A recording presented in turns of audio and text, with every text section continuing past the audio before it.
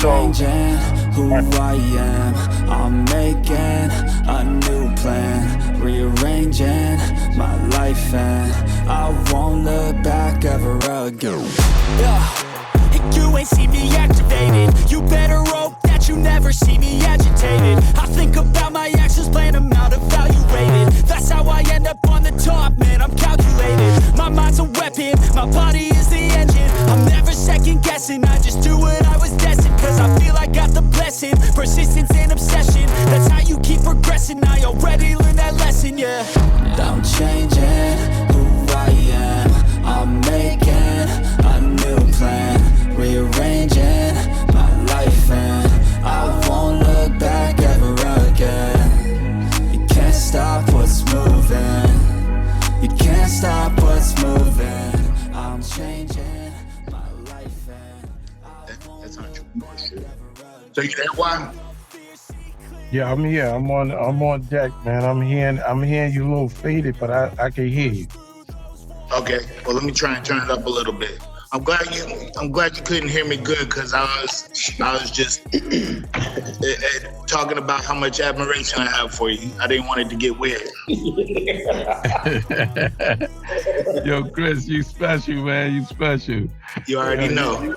You special, man. Listen, I appreciate being here. You know, I do this for you, for the love. So, you know, it's all love. I appreciate you having your people here, these students and up and coming entrepreneurs, you know, ready to get in there and do their thing. So I'm gonna give what I can and show a blessing. That's what I do, man. Passing it forward. That's my show. Right on. So I'm here with you. All right, so let's jump right into it. Let's talk about the early days and what inspired you to start Ruff Ryders, and what need or problem were you attempting to solve? Well, basically, it started in Yonkers. Mount Vernon, New York. It really was about when I was in Mount Vernon. I grew up with Heavy D and Puffy. At a youngin', I was really young, 8, 9 years old, 10, 12, and we came from, you know, Heavy D and them. They was They live in the Heights, but, you know, we was more so in the trap area of the city. And basically, we watched, you know, we went 2 different directions. We grew up in the same path. And then as we doing bricks at the penitentiary, I'm watching Heavy D and Puffy. They formed alliance with Uptown Records and start making hit records.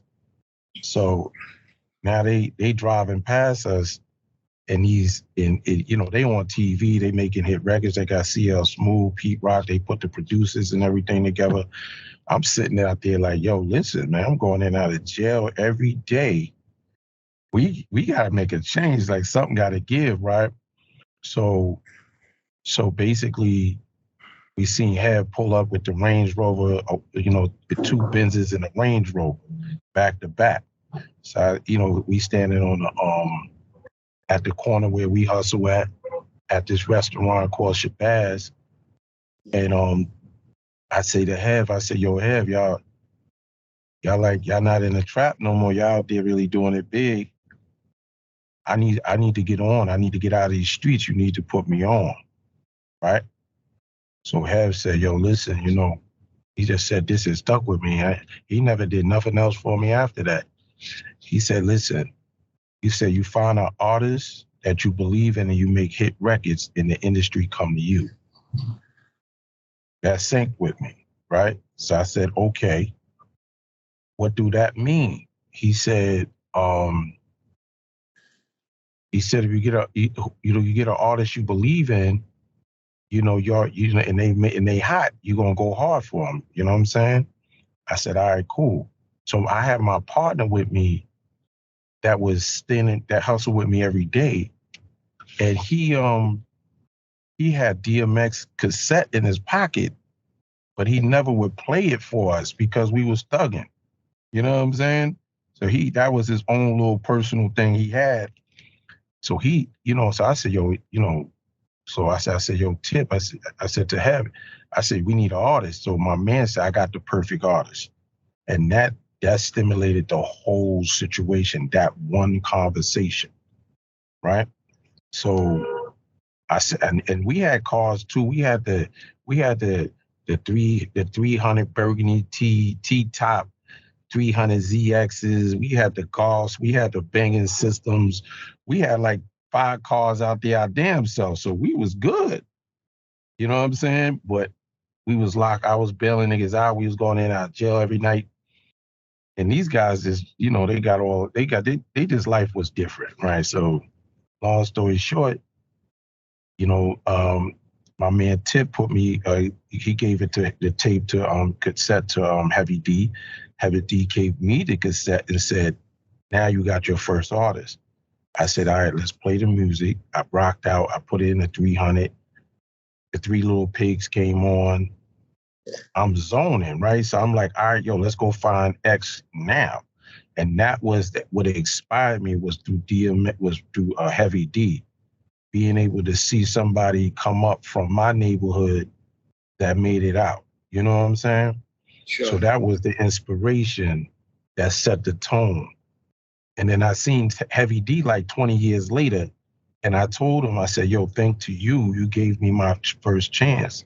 And he told me he had died the next year. Matter of fact, that year he died. I never talked to him ever again after that. And he said, yo, you know, why are you thanking me? I said, because you gave me the words to be able to inspire me, right? So he said, what I tell you? So I said, what I told you, what he said. And he said, yo, don't thank me, thank you. Because he said, you, I tell a lot of cats that and they don't go out and get it done. You know what I'm saying? So you should be thanking yourself for being able to, you know, get focused and go and get it done. So that was like impactful. And then he passed like that year. So it threw me off because I never really was able to enjoy it with him. Well, you hear me okay? Yeah, I got you. All right. So you don't know this, and we never talked about this, and tears are welling up in my eyes right now. And because we know we talk about everything happening for a reason. Me and my guys were in the Army down at Fort Bragg. You know, I was in the Army. We came up to the new music seminar, and we caught Heavy D in the bathroom. It was me, Buddy, Jeff, and Kenny from Intro. Yeah. We did some weirdo shit and sung for him in the bathroom. Yeah. And they sung Jodeci. Yeah. And Hev reached in his pocket and said, my DJ Eddie F is starting a label called Untouchables. Yes. I'll add him. And that's how Intro was born. And that's how I got into the record industry. So Heavy D is who inspired me and us to get things going. So that's from there, it was that Eddie introduced Kenny Green to Puffy. That's when we started writing Mary's album, the whole thing. Fast forward years, 20 years, I hit Heavy D up on Twitter. I DM him and I said, man, I haven't seen you in a minute. I want to take a moment to say thank you, brother. And yes. He said, Chris, what are you thanking me for? Yeah. Was give you the opportunity. You did it. Yes. So it's all about you taking it and running with it. You know what I'm saying? And even now, I still have that message, that DM message saved on Twitter. And every once in a while, I go back and look at it. RIP to Big Hev. People don't realize the inspiration that 1 or 2 sentences can have. But that's amazing. Amazing. All right, that was that inspiration. You got that off my chest. You know, that journey is a whole different beast. But and speaking of journey, if you had to drive home one point to an entrepreneur a new entrepreneur in a new age. And, we've seen the whole thing go back and forth and around again and get super crazy. But if you had to drive one point home to an entrepreneur now on a music journey, what would it be? But it can't be one. There's a couple of points. Okay. You have to have a vision, right? You have to have a vision, and you got to have commitment and faith. The true entrepreneurs overcome many obstacles, but they turn their obstacles into wins. Right? When you're dealing with the music industry,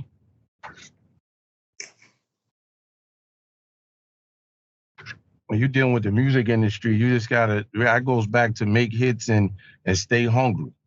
That basically make hits, and the industry come to you. You pick a dope team and you stay consistent, and you put your horse blinders on, you stay focused.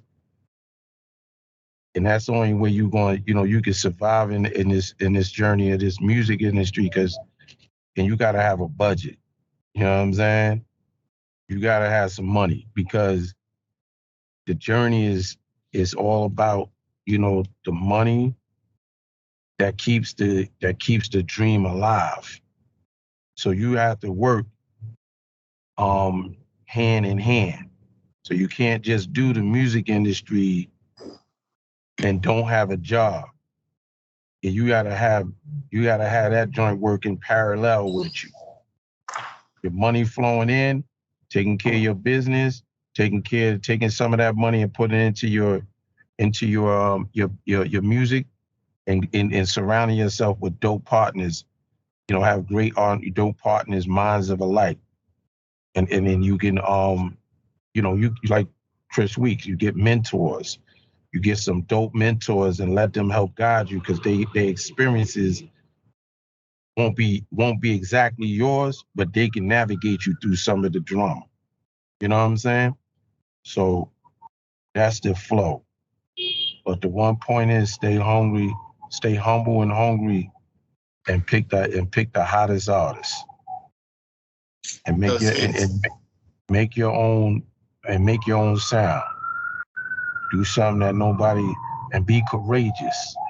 Do something, have a lot of courage, be crazy with it.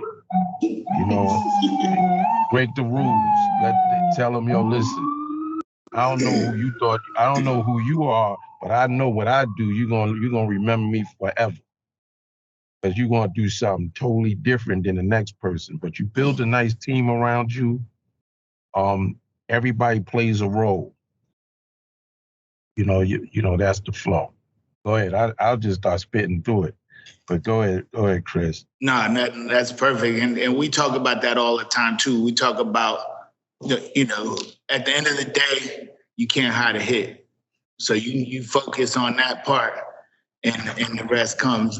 The other day in class, we were talking about if there was anything that stuck with you that I've told you so far, what resonates most. And most of them said, don't quit your day job, because that was what I always talk about. I say, you're don't quit your day job until that money is all the way right.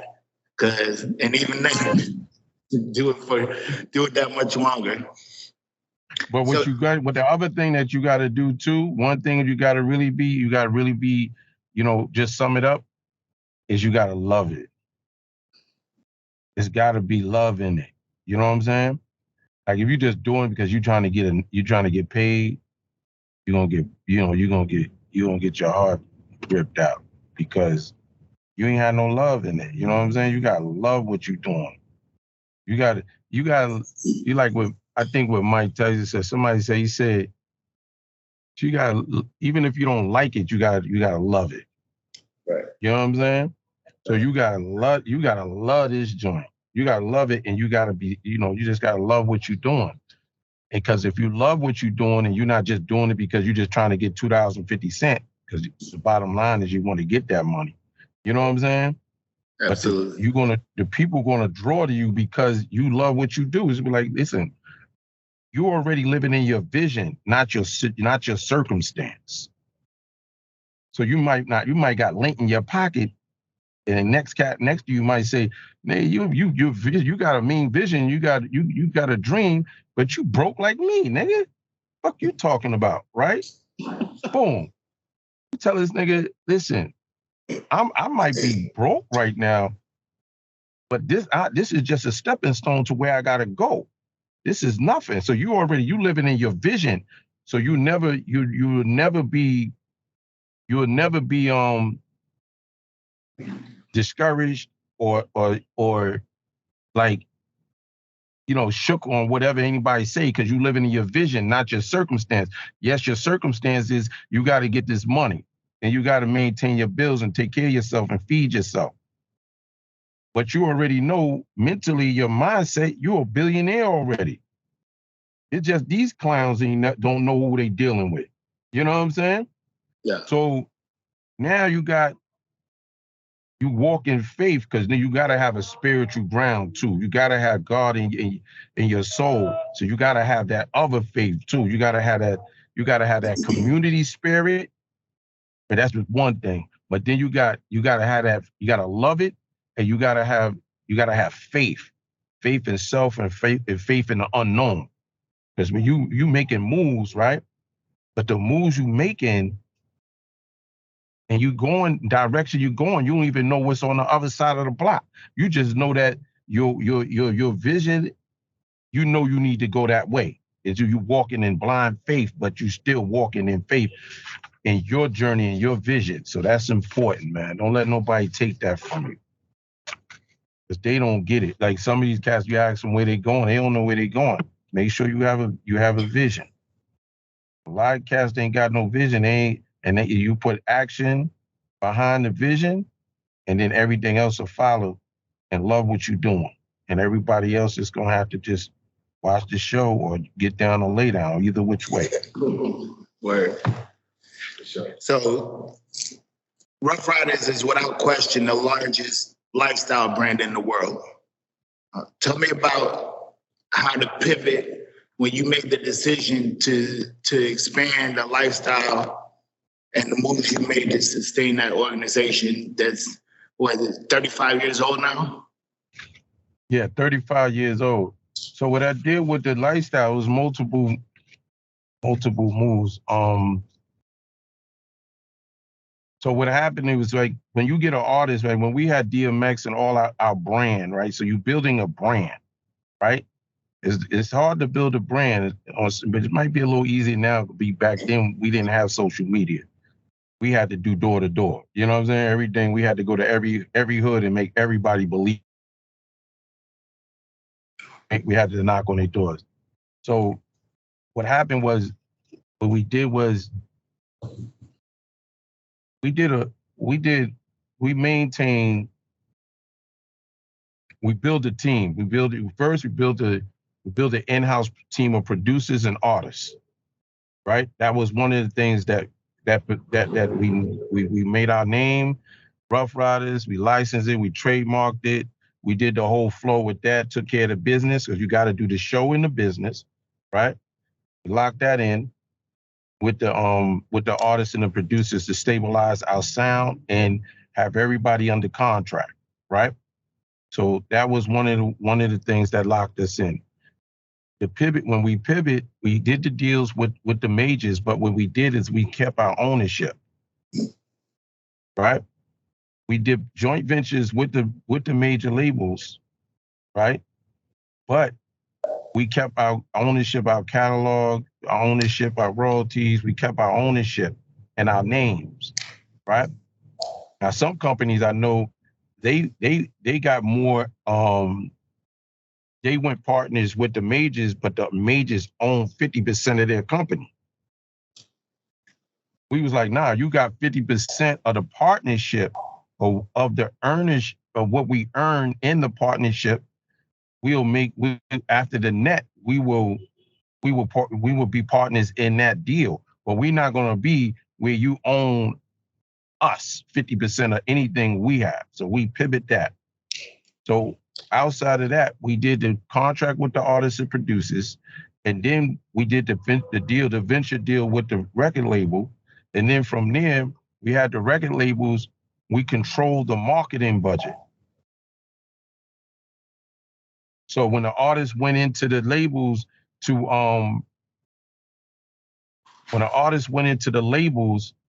they went through us, right? But when we went in together, we made sure that we had 50% of the marketing budget that we controlled. So whatever they did with the other 50 was on them. So we controlled our identity.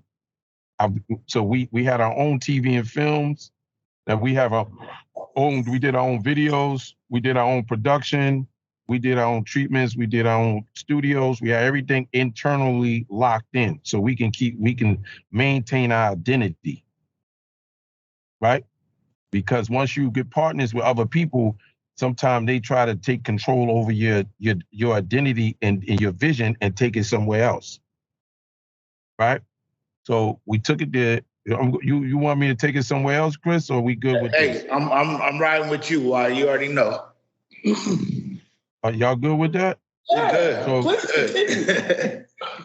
So we taking them. So now we got them. Now we control the marketing budgets. So now the record cables can't move until we say move, right?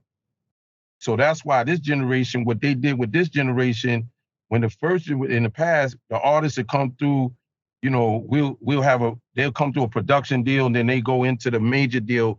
But now how it goes is the artists go straight to the record label. So now when they go straight to the record label, right now, that they get locked into a deal they can't get out of. So now you see some of these artists they get on and they disappear, they make a hit record, and then they get in litigation with the major label, and that's the wrong thing to do. Why? Because they got more money than you. They money too long to go to war with. So you have to have a production company or whatever that you have with you, the streamline to put them in checkmate. So that was one thing how we navigated.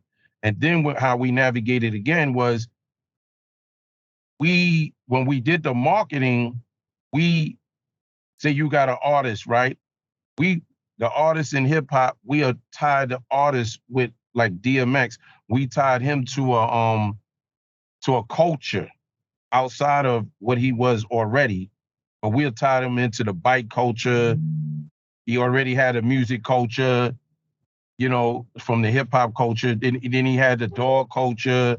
So cars, bikes. So we put him in all those cultures, and we married that, and then we started we started chapters in every city, right? So now, after we done did this, after we done did our business with those partners 20 years ago, we done set up our own chapters in every city across the world, right? So now we doing our own merchandising, got our own licensing community, our licensing. We license the hood. We license our brand to the hood at the highest point of our career. So you know how people they blow up and they don't give nothing to the community. The community is everybody getting money, but the community ain't getting nothing out of it. So we made 3 levels of income streams for everybody. We did it with the people on the top. We had our people in our family that was internal, and we made sure the streets that we licensed our brand to the community. So I went out and I joined forces in alliance in every city across the country, pretty much the top 25 states. And we went in there and we did a partnership with them. And so now, 20 years later, my brothers and them was like, yo, what are you doing going in here building these communities up with these bikers? I said, listen, what we doing here ain't gonna be here forever. So we need to start building outside of just doing what we do in music. So we need to do other businesses. So I was out there doing that. And that's how we was kind of pivoting. and our brand stays all, is everywhere. You can probably give me your address in your hood and I have somebody knock on your door right now. Like right now, literally. You know what I'm saying? Like, yo, go knock on his door and leave him a bean pie.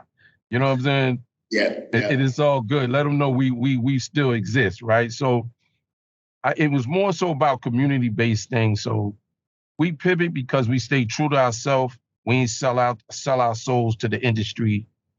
And we community-based, so we can't, if the community ain't winning, we just rather fall back and just let everybody else do their individual thing, and life goes on. That's how we do. And the irony is that you basically answered the last question, because the last question was about, for the 14 years that I've known you, it's always been about community and philanthropy, and we were always in the streets. We were in places. We would go to places that were down and out. I remember Atlantic City, just how people were like, do you realize how many people are poor here in Atlantic City? And we're grateful for you to come to the Boys and Girls Club and never mind all the stuff that we bring and gave away, but just the opportunity to hear the voices and everything that's given away, the Ruff Ryders to the rescue, everything that you've done. Yes. But tell me what drives that, besides, worth mentioning, your foundation that's been around forever. Tell me who runs that. So we have a non-for-profit called Ruff Ryders to the Rescue. We call it Bridge the Gap between the streets, the industry, and the politics. We have multiple curriculums in there: music program, entrepreneurship. We have community watch. That's a 24-hour watch. We got to man our own hoods now. We turn the cities into chapters. You know what I'm saying? Like, we did it the first time, having fun with it. But now we just taking our chapters and they mentoring a city. So now the city is their chapter. Now we turn the cities into chapters and giving it back to the youth. We got a young riders program. So, we did Ruff Ryders. So next generation is called Young Riders. So the young riders, we come and support them because they need the support. I believe that, the baton was broken. We wasn't there, just like they wasn't there for us. And we need to fix it. So Ruff Ryders to Rescue, you'll see the music program. We be doing 2 tours coming out, 24. We're going to be adopting cities, going in there, competing competitions. We're going to, be doing Big Pitch Week is always, he's showing us the way with how to bring artists to the table and competitions and everything. So he's going to be engaged. And we're going to do a big festival, and adopting the city, and our products and things that we're doing is going to be commission-based that goes back to the community.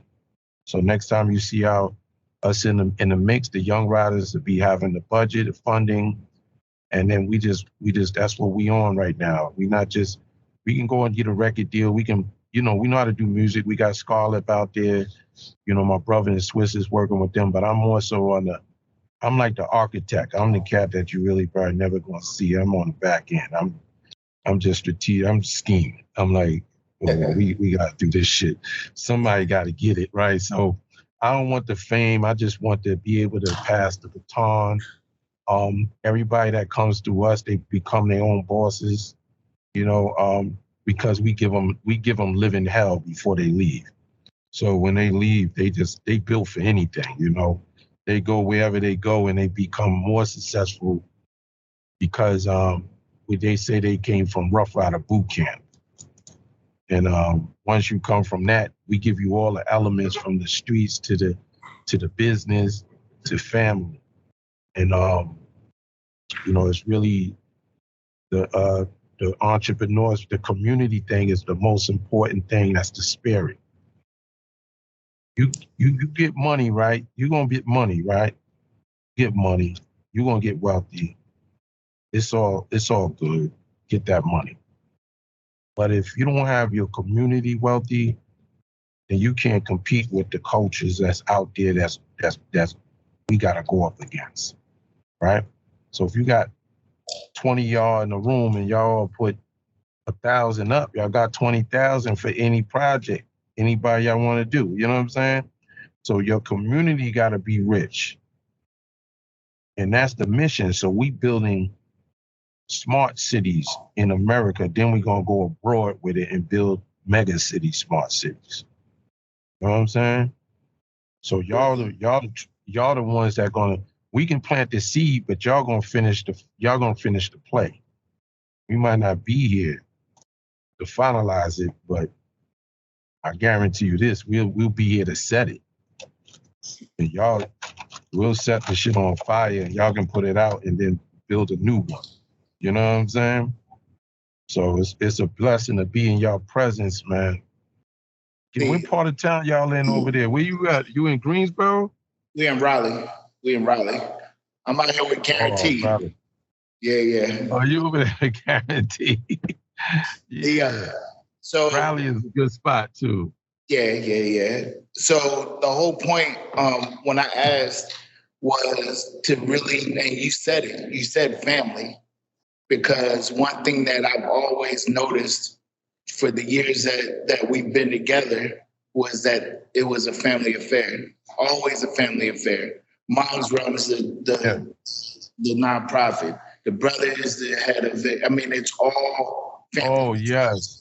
Yes, so the element is always in. So you take your family and you put your family. Now, they said the hardest thing to work with family, and it can be, it's critical because they can't get the past out of their minds, so they be still talking crazy. You know what I'm saying? But you be like, this nigga talking crazy. I'm paying you, man. You would be you be over here doing nothing. So so what happens is the family thing. You got to put the family element. You got the street family, you got the family, and you got the extended family. So when you put all three elements in the room, everybody gonna check everybody. So the new person that's family gonna come in and they gonna say a day wait, but you already know you got your brother in there with him, so he know he gonna get hell if he allow certain shit happen, right? He know he ain't coming, he can't come back home when niggas is gonna be like, you let Chris do that? Like how you gonna let him just shit on us like that? Like you ain't said now you got that. So you put 3 levels in the room to keep everybody balanced. Because everybody is great at what they do, but they all need to get on the same page. Because everybody have something that is different. So the family, the family, like a family member internally is going to give you the core foundation of what we stand for. You know what I'm saying?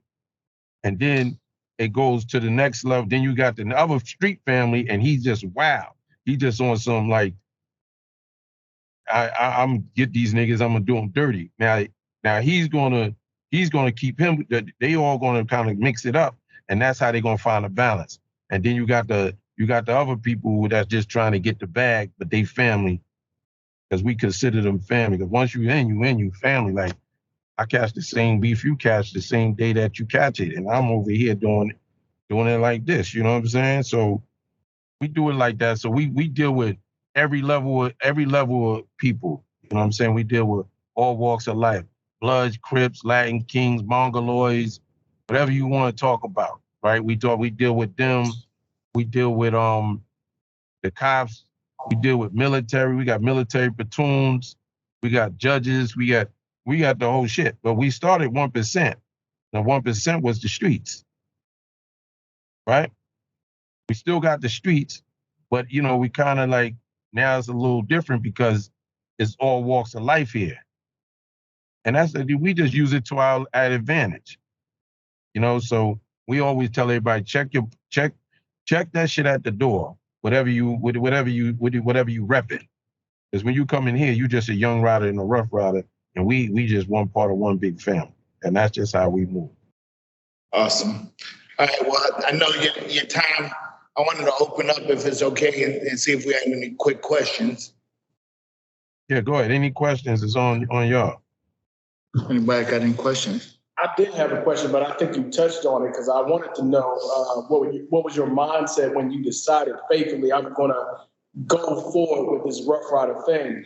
But you kind of gave those points at the beginning. If you don't mind, touch on what your personal mindset was whenever you made the decision. Say, this is what we're going to do. When you started sharing your vision with people around you and your family. Oh, when I was hitting the streets real hard, so I felt like I felt no other way out, basically. Either I gonna do this or I'm gonna be stuck over here with these niggas, be crash dummies and go to jail or get killed. Right? Yeah. So it was that type of program. And so I had to stick to my guns because I also was inspired by DMX. DMX was so nice. You know what I'm saying? That I was like, I'm like, I go to the hood and tell my brother and the niggas like, yo, y'all niggas. I said, yo, we need to get in this rap game. So my brother said to me, he said, in the rap game, nigga, like, you see all this money we get out here? I said, listen, nigga. He said, yo, pop the trunk. So you pop the trunk, all this, you got bags of money and shit. I said, yeah, nigga, but these niggas Puff and Heavy D, they got out of the game. He said, these niggas ain't street niggas. They ain't never go through what we had to go through in prisons and all that shit. I said, yeah, but we got to make an exit. You seen all these niggas we got to get out of jail and how many niggas got killed this week? He said, that's the life we live. I said, man, it ain't happening. So that's just from being in the street with that mindset. I had to make a stand. So I brought DMX over, right? And my brother was like, he said that before I bought X. When I bought X, he was like, oh shit, this nigga nice. I said, yeah, nigga, I said, yeah, this is it right here, man, let's go. And then, you know what I'm saying? I already had this, but it took me like 5 years. I was grinding on my own for 5 years before my brothers and any of them even got involved. Wow, that's dope. Yeah. Wow. I was on tilt. Niggas was all like, yo, what the fuck? And DMX was getting high crazy. So when I had to go get DMX, he was nice, but I had a 24-hour shift on his ass. Because he was running around chasing that animal. So, you know what I'm saying? So niggas is looking at me like, yo, you getting this money over here. You playing with this shit over here. I was like, nah, I gotta stay on this post, bro, because this nigga the answer. So that kept me motivated too. That kept me knowing I had something. Then I put the studio, I got the deal, and then I got the studio. I got a little deal, wasn't no real deal, but I got a little deal. That little money I put in the studio. My pops gave me the little space in the building. I turned that little room into a studio. That was it. You know what I'm saying? And I was covering ground every year. And then I got to a pinnacle point at 5 years. My sister, I brought her in.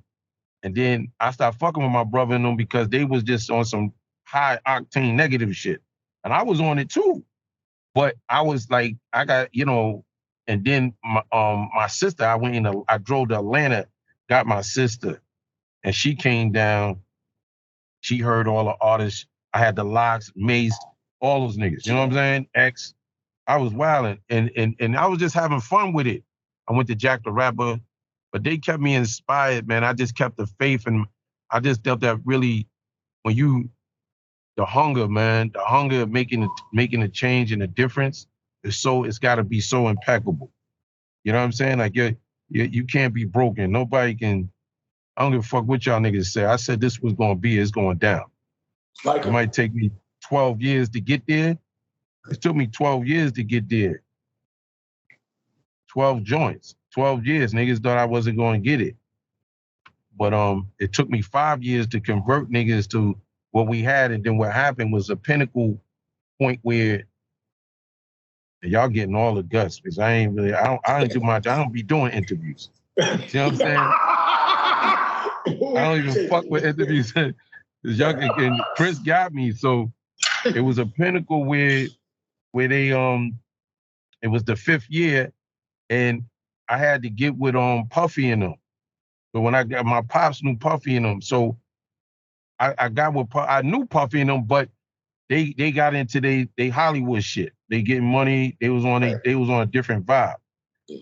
But I was the aggressor, so they didn't really fuck with me. My brother was more the pretty boy, the flossy cars.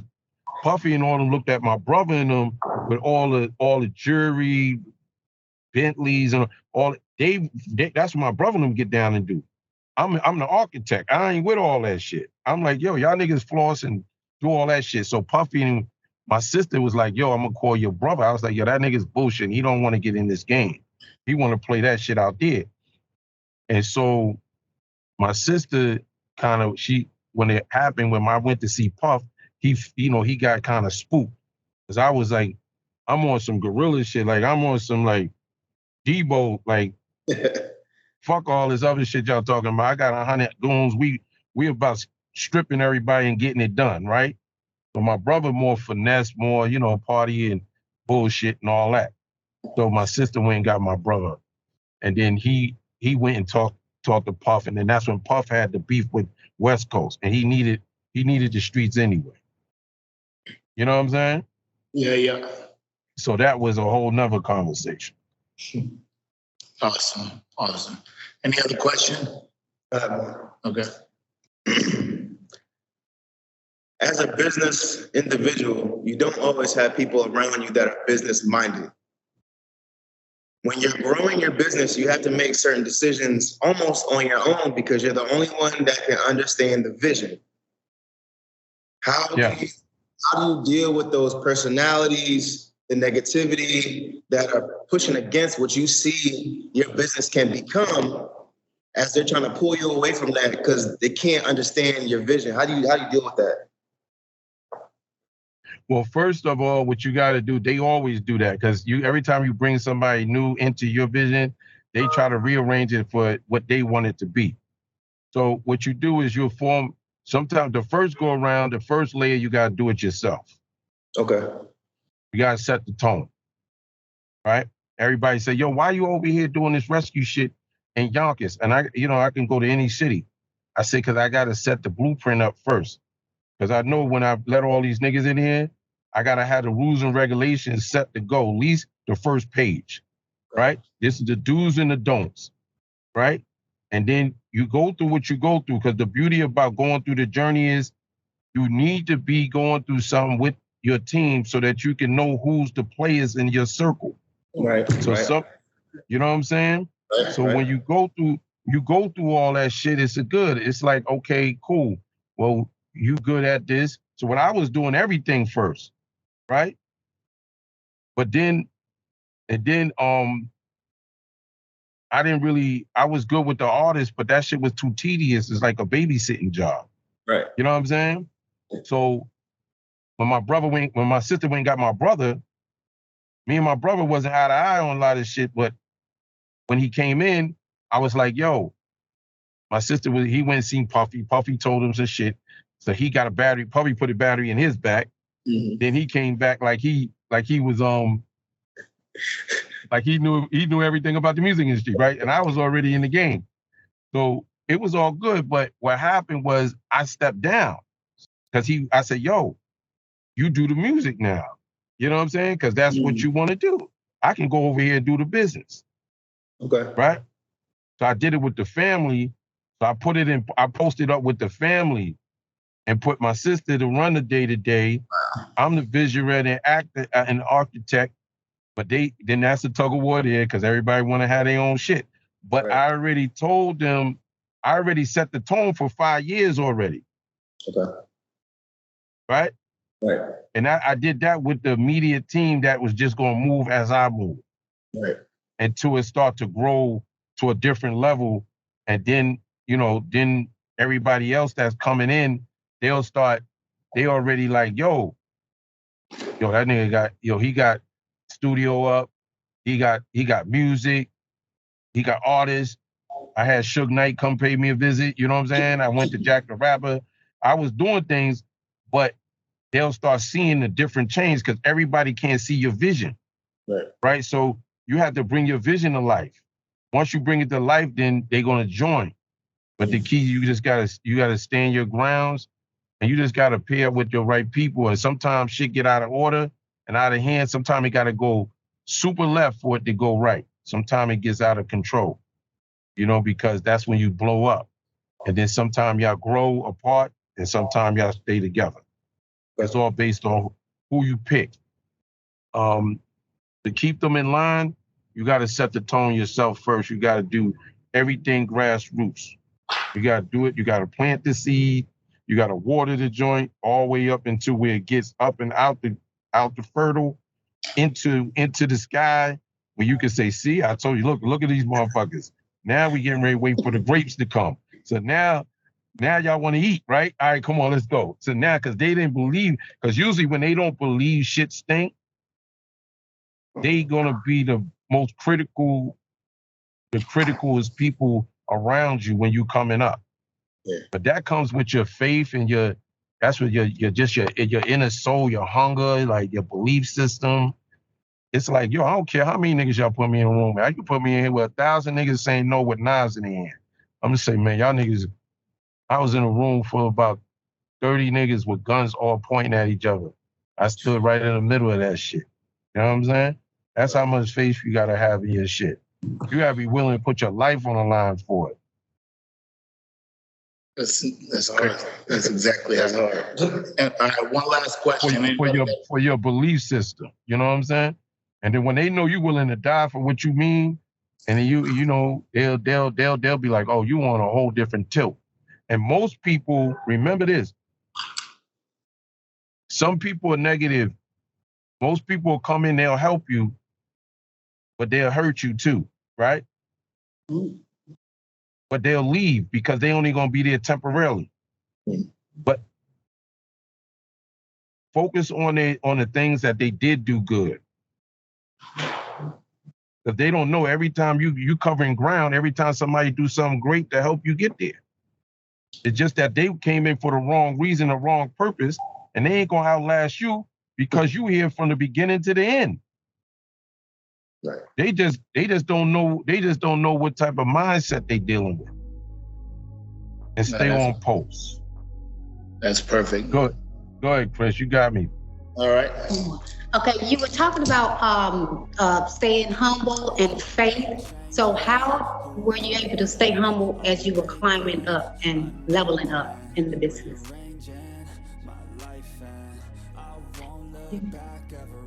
How you do that is really through prayer.